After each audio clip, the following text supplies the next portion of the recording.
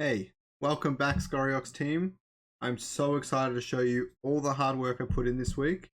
I know it seems like I haven't delved into the price charts and everything lately, but you're about to get a very, very pleasant surprise. I've done a lot of work for you guys and I hope you guys really enjoy it. For today's video, we're going to be going into the best passive income in history. Okay? I believe ILV could really make a name for itself in this way. Of course, the game has to be successful and a lot of things do need to go right in the long run. But I think over 10 to 15 years, pretty much everyone that believes in this project will be winners. Given the project is a huge success, and I think it will be. Even a minor success, it's going to do well. All right? So let's get right into it. Let's run the intro.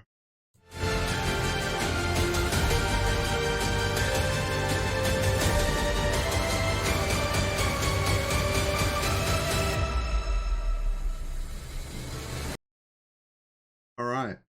As per usual, I would really love you guys to like and subscribe.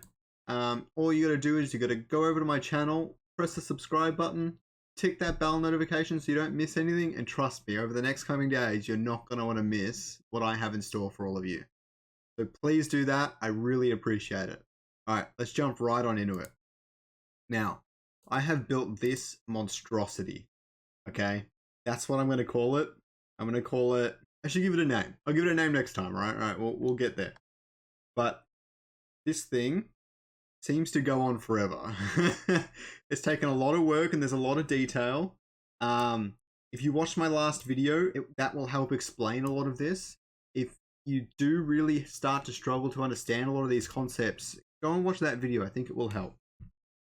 But there's three main things I'm looking at to try and determine the price of ILV and how much revenue distribution you're going to get many years down in the future. Probably about, I'm looking at 15 years in the future at the moment, but I could expand it. You never know. So I'm looking at three main variables. These three up here. The percentage of sILV claimed, which is currently about 11.57. The selling pressure from those that get their revenue distribution and then sell it onto the market, and the ILV staking rate. Okay, so what do these mean? The sILV percentage claim means whenever people get revenue distribution, and this is being written into the IIP, it's not guaranteed, but I'm assuming it is because I think it's a really good idea. When they claim the revenue distribution, they might claim 10% of it as sILV. Might be harder to said, maybe better said than done, because they'll have to claim everything in one big hit potentially. I don't know how that's going to work, but let's just say that that's what it is. The next one is the sell pressure. So basically, whenever revenue is generated from the game, the market, Illuvium buys ILV tokens from the market. I know you guys have heard me say this before, but basically what that means is that the market cap goes up because it's adding all this buying pressure. But I'm also keeping in mind that lots of people are going to sell that to take profits. Doesn't matter what that's for. Maybe they want to buy a Lambo or whatever, but it's going to happen. So that's the second variable I've got in my system. And the third one, it shouldn't really be, but at this stage, it's actually just the inverse of the other two. It's the remaining percentage, and that's the staking rate. So anyone that hasn't claimed sILV and hasn't sold ILV chooses to stake it.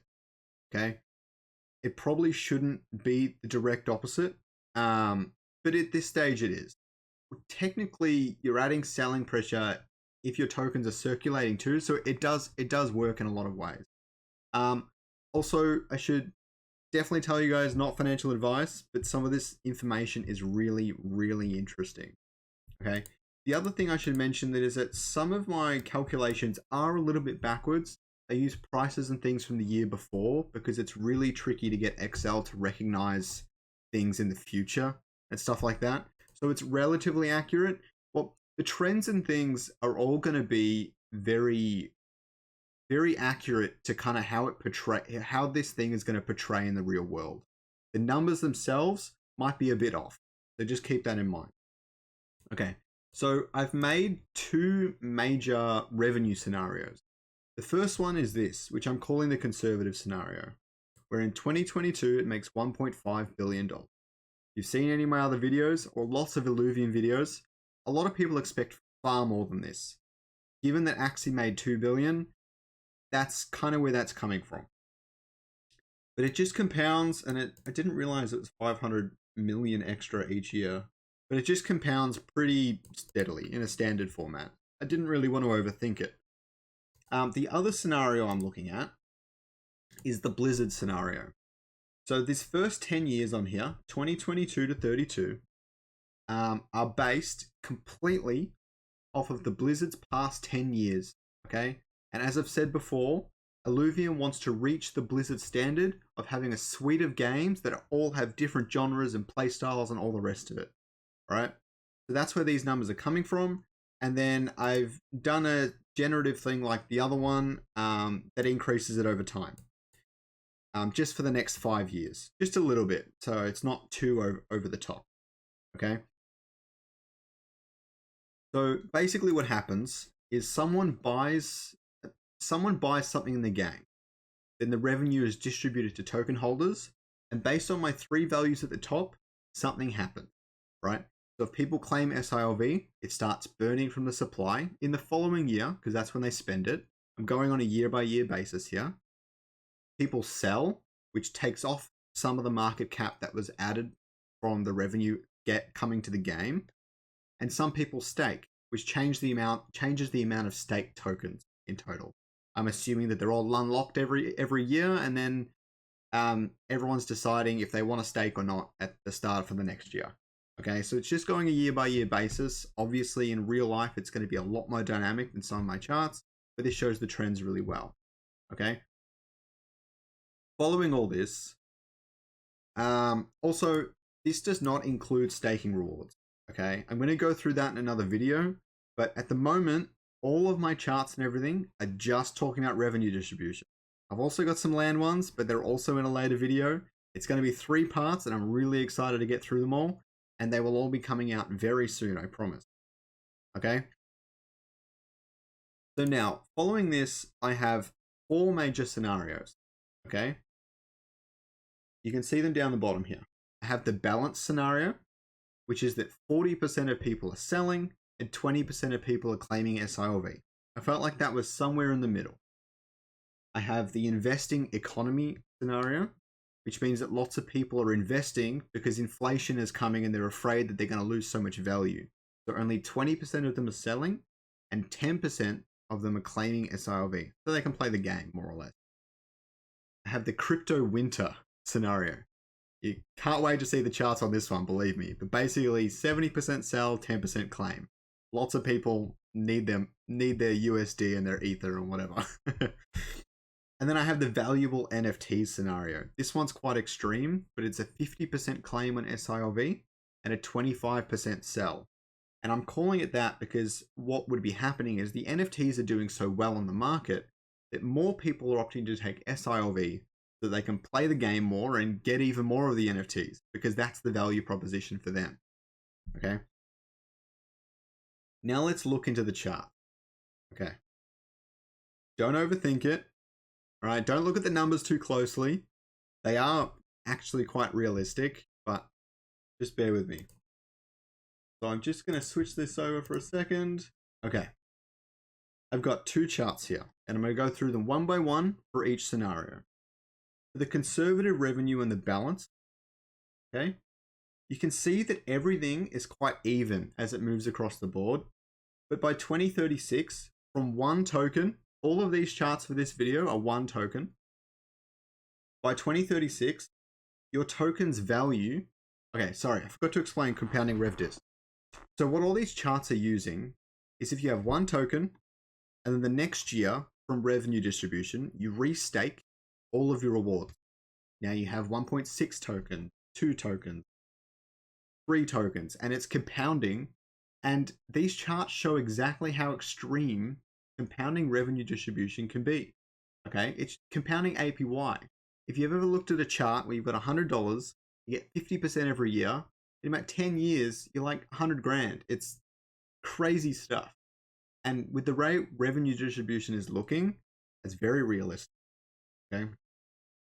So you could reach $500,000 from one token. That's your token's value though. You don't necessarily want to sell them. $500,000 by 2036. And you'll be getting about $3,000-$4,000 in revenue distribution. This means that the token price got quite extreme. Okay. Oh wait, no, the compounding revenue distribution is 100K. Yeah. And that's the conservative revenue numbers. The conservative one. Balanced thing, the conservative ones, wait 15 years, well, you have a lot of money. The Blizzard one, okay? It's actually very similar. This shows that depending on how people behave in the markets, very little can change if revenue doesn't, if revenue increases a lot, it doesn't necessarily change all that much. I'm not going to talk through all the lines in every single chart. If you want, you can pause on the video and have a look at them, but I'm going to give you it's more about the general trend in the structure. And you can see that it's quite balanced. I will point out though, that, no idea what I was going to say. But yes, it goes up and to the right, just like you want. Okay. The investing economy.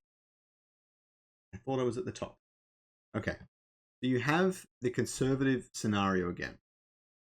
Your compounding token value is a lot less in this one because way more people are staking, which means you're getting less revenue distribution. The token price is going up, but you're getting less tokens over time. Okay. Still up and to the right. I'm pretty sure all these charts are. So I really am of the mindset that no matter what you do, you're winning if you're holding for the long term at least. Okay. But some of these do kind of go down a little bit at the start and things like that. Just worth keeping in mind. You get up to about 80K after 15 years. In the Blizzard scenario, it's about 100K. As I said before, not that much of an increase, but it starts to change. In crypto winter, okay, that's when most people are selling because they're scared or panicking or they're just taking all their profits off the table. Then your annual revenue distribution per token stays quite low the entire time. It gets to about 10K, actually not too bad, because these are all on the logarithmic scale. But your compounding token value goes parabolic very, very fast, and it gets to about 1 million in 15 years. No, 1 billion. Okay. So we know how unlikely this scenario is, but the point of this one is showing that if lots of people are selling, you're going to be doing well. That's what this shows. This is an accurate representation of how those variables would affect your ILV tokens if you keep staking them, if you keep restaking all of your rewards. And you can see that for this one, it's about the same, okay, for the Blizzard stat. Now the next one is the valuable NFTs. And this also goes up a lot, but you'll notice that it starts off a lot slower. It starts off at about 10K at about 2026. And before it was about 10K a lot earlier, but you go to the balanced one and it was 10K and about the same spot as well, actually. I did not check these against each other very much. But I'm telling you right now that this is a slower curve. But what happens is so much sILV eventually gets burnt that your revenue distribution is going up towards the later stages of the 15-year period. So you're hitting up about 500K. For this one, very similar things again. Now, you'll notice a lot of bumps in the Blizzard charts because some of the revenue over time, there were some periods in the middle in Blizzard's history where their revenue was going up, came down for a bit, and it went up again. Probably after the launch of... I'm not sure what game. They did launch a game. Oh, probably after the launch of all the Call of Duties and things that they added to their roster. That's probably what those bumps are there, just for your info. All right. So that covers off this part of the videos. I really hope you enjoyed it. It was awesome to make all these charts, and I hope you've learned something. Again, please like and subscribe, and definitely stay tuned for the next ones, because you guys have been asking a lot of questions in the comments, and I'm about to answer every single one of them. See ya.